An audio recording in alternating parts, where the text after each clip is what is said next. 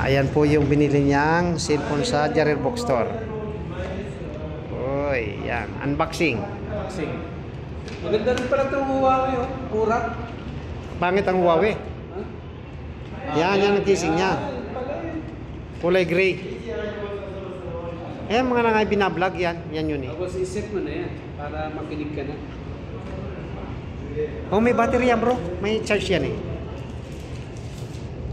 Oh, may pangbulas pa. Oo. Cellphone. Yan na yun. Akala ko. Ah, kaganda. Charger lang, no? Ganda na naman yan. Poco X6 Pro. Si synthetic siya. Maganda. Ah. Wow. Iba talaga pag bago. Oh, guwapo. Wow. Tingnan mo yung camera niyan sa likod. Ang ganda tingnan.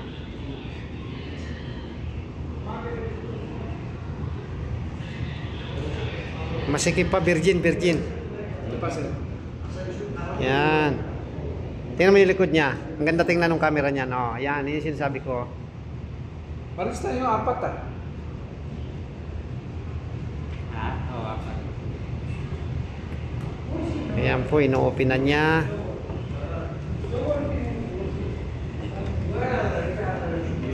Yung battery niya. Ano yun? Hindi na akong nakailan na. Unboxing.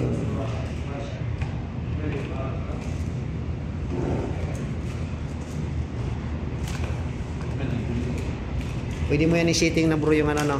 Yung ayan oh, buksan mo ko yung ano niya. Ito? Yan. Para makita niyo yung loob.